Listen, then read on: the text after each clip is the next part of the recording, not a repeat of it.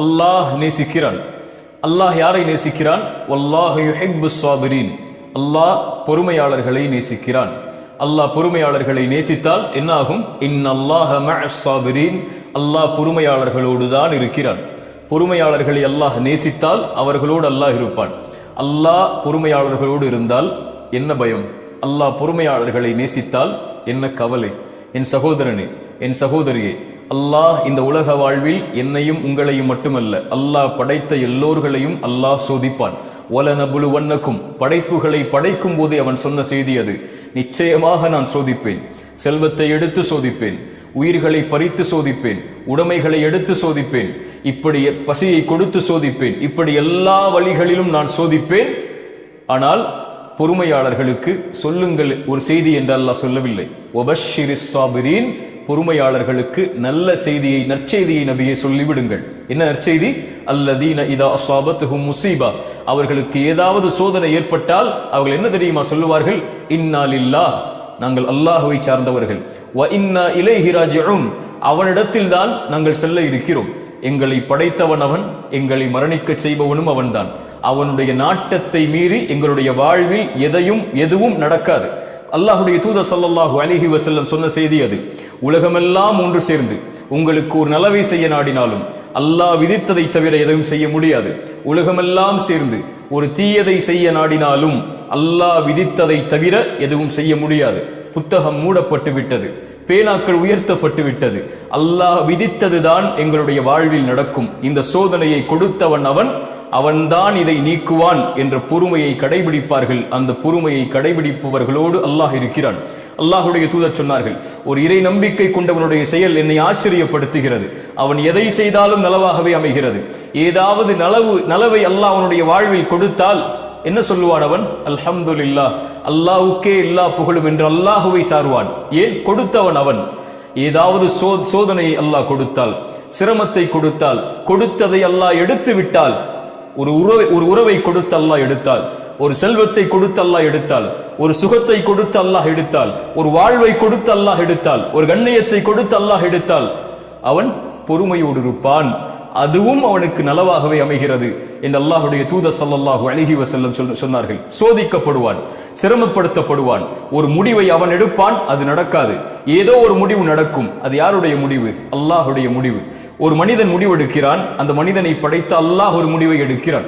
எது சிறந்தது என் சகோதரனே? எது சிறந்தது என் சகோதரியே?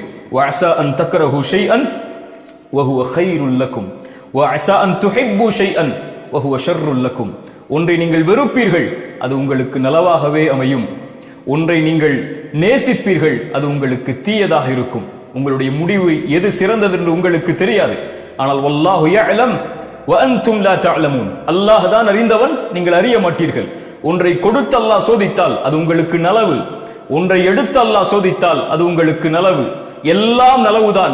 இறை நம்பிக்கை கொண்டவராக இருந்தால், அல்லாஹுவை ஏற்று அல்லாஹுவை பயந்து வாழக்கூடியவராக இருந்தால், எதை அல்லாஹ்வுடைய வாழ்வில் கொடுத்தாலும் இன்னா லில்லாஹ் வ இன்னா இலைஹி ராஜிஊன் வபஷ்ஷிரிஸ் ஸாபிரீன். உம்மு ஸலமா ரலியல்லாஹு அன்ஹா, அல்லாஹ்வுடைய தூதர் ஸல்லல்லாஹு அலைஹி வஸல்லம் ஒரு செய்தியை சொன்னார்கள்.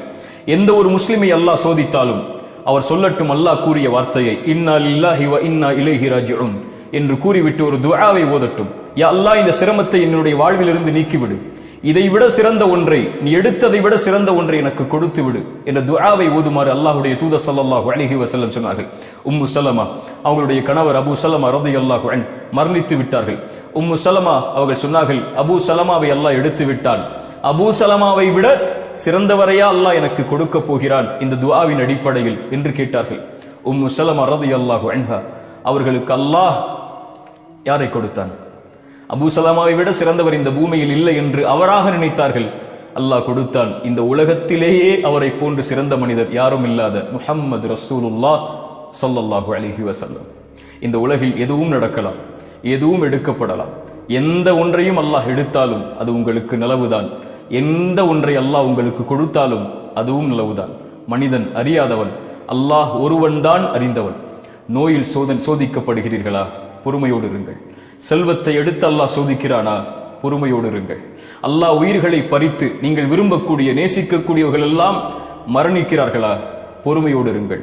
அல்லாஹ் உங்களை கண்ணியத்தில் சோதிக்கிறானா? பொறுமையோடு இருங்கள். வாழ்வு சிதைக்கப்பட்டு சோதிக்கப்படுகிறீர்களா? பொறுமையோடு இருங்கள்.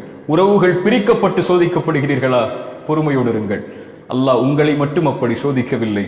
அல்லாஹ் அவனால் தேர்ந்தெடுக்கப்பட்ட நபிமார்களையே நோயால், உறவுகளை பிரித்து, சிரமத்தால், செல்வத்தை கொண்டு உயிர்கள் பிரிக்கப்பட்டு அல்லாஹ் சோதித்திருக்கிறான். குழந்தைகள் இல்லாமல் அல்லாஹ் சோதித்திருக்கிறான். குழந்தைகள் இல்லையா உங்களுடைய வாழ்வில்? பொறுமையோடு இருங்கள். வபஷ்ஷிரிஸ் சாபிரீன், பொறுமையை கடைபிடியுங்கள். இப்படி எந்த வழியில் மரணம் வரை உங்களை அல்லாஹ் சோதித்தாலும் பொறுமையை கடைபிடித்தால் வபஷ்ஷிரிஸ் சாபிரீன், அந்த பொறுமையாளர்களுக்கு நற்செய்தி சொல்லுங்கள். என்ன நற்செய்தி? வல்லாஹு யுஹிப்புஸ் சாபிரீன், வல்லாஹு யுஹிப்புஸ் சாபிரீன். அந்த பொறுமையாளர்களை அல்லாஹ் நேசிக்கிறான். அல்லாஹ் உங்களை நேசித்தால் இன்னல்லாஹ மஅஸ் சாபிரீன், அல்லாஹ் உங்களோடு தான் இருக்கிறான். அஸ்ஸலாமு அலைக்கும் வரஹ்மத்துல்லாஹி வபரகாத்துஹு.